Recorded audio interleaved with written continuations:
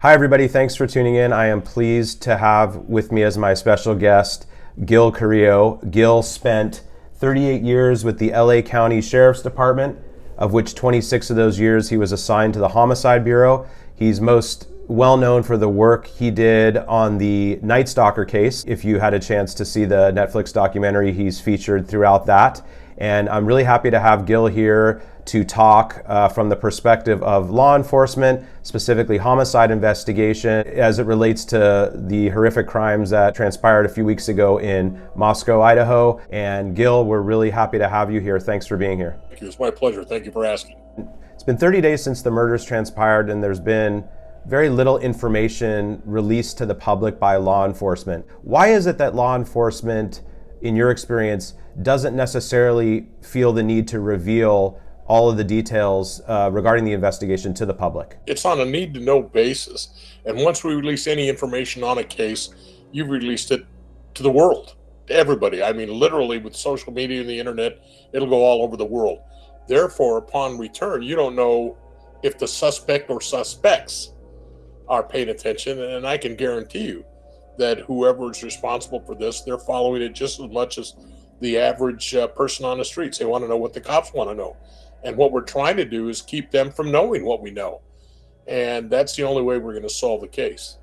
Got it. And you can speak to that from experience because, again, if we look at the Night Stalker case, there was key pieces of evidence that law enforcement knew about early on, namely the Avia shoe print, among other things. And you kept that close to the vest for the reasons that you've stated, correct? That's it exactly. That Avia shoe, we had tracked it down to only being 1,356 pair of Avia shoes being imported from Taiwan to New York, and of which 6 pair ended up in the state of California, 1 pair ended up in Los Angeles. So to release that information would have been devastating to us. And matter of fact, when it went out, we later learned Richard heard the information go out, and he threw the shoes over the Golden Gate Bridge. Why would it have been devastating to the investigation had the general public learned about that piece of information? Evidence that will be used during trial. And as it turns out, we don't have that piece of evidence. That evidence was destroyed. So we can't waste information that we have just to allow the general public to know what we're doing. It's been widely reported that one of the victim's fathers, a gentleman by the name of Steve Goncalves, his daughter Kaylee was one of the 4 murdered, has been very vocal about his frustration with the lack of communication from law enforcement. He's apparently retained a defense attorney, is talking about launching his own investigation. Why, in some cases, do family members feel the need to go off on their own? And how does law enforcement toe that line between, look, we want to keep the family close to the vest, we want them to know what's going on, but at the same time, we have to be careful what we share with them? Toughest part of being a homicide investigator over the years for me is having information that I can't share with family members. They want to know. It's their loved ones. It's tearing them up, and they want to know. Bottom line, I can't trust the mother or the father with information that isn't out. That is only things that eventually will help the investigation move forward. And if we tell them and they talk to somebody, if they talk to their other child, if they talk to a neighbor, if they talk to a family member, the word's going to get out. It's that simple. And it's tough to have to hold it back. That's the toughest part of the job for me, being able to keep information from family members. Right. So when the public sees that as law enforcement being inefficient, or when, in this case, Steve is getting frustrated, what the public or maybe even Steve doesn't realize is that it's in his own best interest. Exactly. And right now, he has put his confidence in somebody. And I understand it's a devastating loss, his daughter. But right now, if he didn't have confidence in the local authorities, now he's got a multi-agency task force working. Some of the finest investigators in the nation putting their heads together trying to solve this case. And because he's not being told every step of the way, doesn't help the investigation at all. And in fact, at times it becomes a hindrance because now you have to take time to respond to him, respond to the press, and respond to attorneys. I don't know if you've noticed, but in the case of these Idaho murders, there is just rampant speculation and hours and hours, thousands of hours of content being created by influencers and people on Facebook and Reddit and Twitter and especially YouTube. And everyone's got theories and everyone's got ideas on who did it and how they did it and why. And how do you think that affects the work that law enforcement is doing? And how do you think that would have changed things for you if you go back and look at the Night Stalker case and assume that happened in today's world? How does that impact the work law enforcement's trying to do here? We deal in facts. We don't deal in speculation and theories. So all the social media, I don't pay attention to social media now. When I talked to you the first time, I told you I really didn't know much about the Idaho case. I know I've spoken twice now at a conference called CrimeCon in my house. My wife and my daughter, I mean, they consider themselves junior detectives, you know, the way they want to solve crime on TV. I really don't pay attention to it because to me, it's all dealing with facts.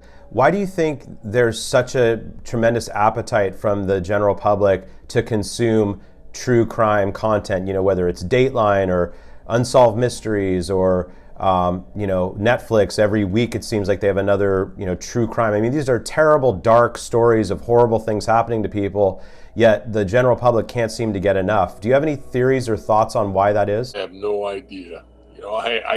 They watch it on TV. I used to do it for a living. They just had a Netflix series on Jeffrey Dahmer. And it was interesting to me. I started watching it. And I'm just watching it from a technical side. I want to see what the investigators did, how it was going for them. And there was an awful lot of what people would say blood and guts, on the thing. They talk about it. And my wife came into the room and I said, well, I'll change it. You don't have to watch this stuff. And she says, no, I want to watch it. So she sat down and started watching it. And then she just said, oh my God, how can you watch this stuff? And she got up and she walked out. And I told her, dear, this is what I did for a living. You haven't really put much thought to why, like the why, as far as the fascination that people that don't do this professionally have in this kind of dark material or dark subject matter. I have no idea. That's up to some psychologist who makes a lot more money than I do. Got it. There's been a number of potential suspects or individuals, persons of interest, I shouldn't even call them suspects, that have apparently been interviewed by law enforcement and released. So, and in the general public, there's a lot of speculation that law enforcement wasn't thorough enough or they dismissed potential suspects too quickly. Can you just help people understand a little bit about when law enforcement is looking at the people in a case, how they make decisions around who they want to continue looking at and when someone's ready to be dismissed? Every case, every individual you talk to is in and of itself different. You have no idea. The fact that they're speculating that he didn't spend enough time, they kicked him out too early, they have no idea what's going on in that interview room. All they're doing is speculating as to what might have gone on. Trust me, if they had enough to make an arrest, they would have. If they didn't, because people don't understand the criminal justice system, they have 48 hours either to file a case or kick him free. So maybe you don't want the guy in custody right now. You can't arrest somebody and hold him just because you believe he did it if you don't have evidence. Maybe there's other reasons for kicking him out. Maybe they want to establish a surveillance on him. Maybe they want to follow up on what he said. Maybe they want to break his alibis. There's a lot of reasons why, but you can't say, why do they do it? They're professionals. They know what they're doing. And especially with all the professionals you have working on this case, there's a difference between an arrest and a charge. You arrest somebody, and then you have 48 hours to get that person before a magistrate, or the district attorney has to file a charge against them, which now means he's going to be detained and go before a magistrate. If there's not enough evidence to show that he's the suspect, then they're not going to file a charge against him and let him go. But letting him go doesn't necessarily mean they're not still watching the person. Oh, no, not at all. It doesn't mean that he's any less of a suspect. It just means you don't have enough evidence at this time. Sometimes when you go into an interview, you want the guy to lie because you want to be able to establish these are lies. Yeah, and there's a lot of chatter that, oh, it's now been 30 days and there's no suspects and there's no leads. But that doesn't necessarily mean there aren't suspects. It took us 6 months to find a man that had killed 14 people. So 30 days, when you're working, and we were working, at one point in time, my captain was quoted in the paper saying we were working 16, 18 hours a day, 7 days a week. And, you don't go through anything fast. And the fact that it's been 30 days, sometimes cases take months or years. Of all the murders that you processed and were a part of, were there similarities in the multiple stabbing death homicides that you can sort of tie them to each other, or are they all different? No, you can't tie. You take every case on an individual basis. Multiple stab wounds sometimes indicates extreme anger, jealousy. Some could be psychotic, and some could be from in prison. They get out and they stab just like they did in prison, which is multiple quick stab wounds. So they're on an individual basis. You have to go with what you have in the case. What do you think the likelihood is that these crimes were committed by a serial killer versus just a one-off kind of rage killing? You'd find out if they were a serial killer. Right now, they don't know that it's not. They don't know that it is. I don't know what they know. But ours was committed over a 6-month period. Then we found one a year before. So you can't say by the fact that he killed 4 people one time would make it a serial killer. But because there are more than 3, there's multiple murders. But whether he's going to continue doing it or he's not, that's only the investigators working the case have information right now. It's funny you say he. I mean, I would refer to the killer as he. Is there a chance that the killer could be female? I learned in the case of the Night Stalker, because the Night Stalker was kidnapping and sexually assaulting little boys, little girls. He used stab wounds, used guns, ligature strangulation, blunt force trauma. So he did all kinds of things. His only consistency was his inconsistency. So I use the word he only because we don't have many murders perpetrated by women that are stab wounds, multiple stab wounds, especially multiple victims in one place. Do you think it's harder to get away with serial murder in the technology-driven world we live in today? Could the Night Stalker have done what he did then today? Yes, and I don't think it's deterred any serial killer that's out there. I believe there are still serial killers out there. Criminals, all they do is study new ways to try and get away with the crime. They're always looking at ways to beat the system, looking at ways to beat surveillances by putting on wigs, beards, doing stuff to disguise themselves, eliminating phones, cameras. Cameras don't be, you look at these porch thieves that are porch pirates, cameras don't stop anything. You watch TV today, cameras are catching so much from killing, stabbing, mugging, everything, and it doesn't seem to deter them. They're just, they're just trying to stay one step ahead of us, and all this stuff hasn't stopped them yet. Murder in of itself is an irrational act followed by acts of rationality. So it's irrational to kill somebody or take somebody's life, but as soon as you do it, then you become rational and you got to find ways to get away with it. I interviewed at one time a very hardcore, cold, callous killer, and he looked just very normal. And when you talk to him, and I asked him, how did you dress on the outside? And he said, just like you, wearing a suit and tie. And what were you doing? I was going to college. I said, what were you studying? And he said, alarms. I was going to a technical college. He was learning how to beat alarm systems. Do you think the residents of the community of Moscow should be concerned right now? What would you say to the members of the community there who are looking at this like, man, where did this come from? And is this something that could happen again? You're not going to empty the whole town. The old see something, say something. Certainly, you're going to have a watchful eye, watch your surroundings, know where you're at, don't travel alone, and make sure your house is secure. You just have to be mindful until he or she or they are apprehended, it's not safe. If it is in fact a serial killer, and you think back to the Night Stalker, how much of a thrill do you think, at least in the case of the Richard Ramirez, he was getting seeing this elevated fear amongst the general public? He loved the power. He loved the thrill. He did. He said his words were, "I've got an ego that'll fill this room," and I can tell you all about serial killers from the time the Romans fed the Christians to the lions to the modern day serial killer. What about in the Night Stalker case? I mean, you had to have people every day going, "I know who it is. It's got to be this guy. It's got to be that guy."